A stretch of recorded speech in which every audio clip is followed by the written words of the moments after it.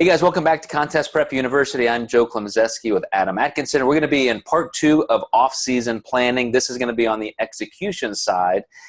And I said I wanted to talk about the difference between a short off-season, how to maximize that, versus a deep off-season. So very quickly, Adam, if somebody is going to have just 6 months, they get done competing in the fall, they're going to have an off-season, maybe compete in the spring.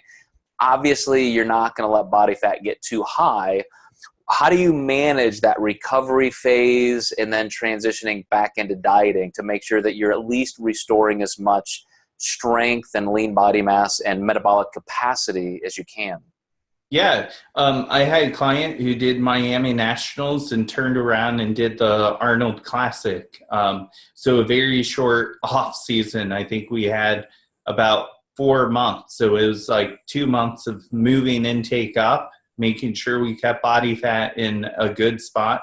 This is a client who also loses weight slower.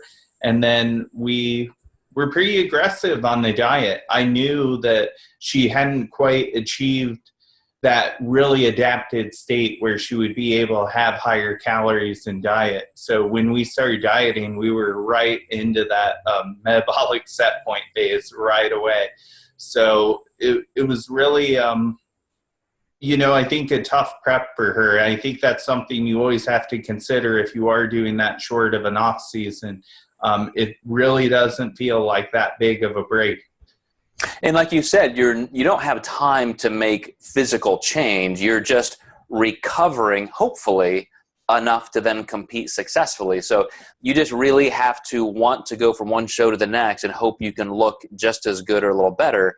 But if you want that deep off season, there's a school of thought that to get as big as you possibly can, if you're going to gain 40, 50 pounds of body fat, that's fine. That's the price you pay to get big and strong, and you'll keep all of that muscle. But I will say the most successful off season I ever had, Adam, when this is the time that I got up to my first 500-pound squat, I had just come off of a contest, so I was lean, my body was ready to grow and to eat, and I wanted to control that off season, so I decided I'm going to gain 2 pounds a month, half a pound a week. I'm going to set my macros. I'm going to adjust those so that over the next 6 months, I will gain this amount of weight. And I wanted my squat every 2 weeks to go up, up, up, up, up. And that happened. And so I had a very successful off season where I managed body fat to only gain the amount I wanted. But because I was constantly in a calorie surplus, even though it was small, that kept me progressing. Now, a lot of people say, well, why not just get that calorie surplus way up and then have a longer off season where you're way up there? I just don't think that's physiologically, or biologically the way that the body works best. I think it takes time to almost incrementalize those strength gains anyway. So any body fat gain that's just too much is really wasted time and wasted calories. Yeah, I agree. I'm seeing that trend a lot in open bodybuilding. These guys are just gaining so fast. And are they getting stronger? Of course, because when your belly sits on your hip flexors in your squat, you're going to have some initial resistance out of the bottom. It's just not it's not mechanical strength gains. It's just, it's just more cushioning in the bottom of your squat that's helping you get out of the hole faster.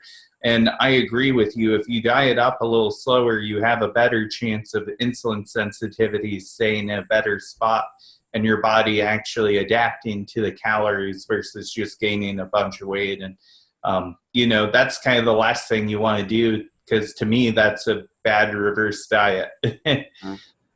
And there is a point in time where I think it is appropriate, and I think we're gonna actually make a third episode to this little mini series, because this is so diverse in how you can approach it. But I think there are times that you want to have a pretty deep off season, where, as you talked about with Doug Miller going 5 years.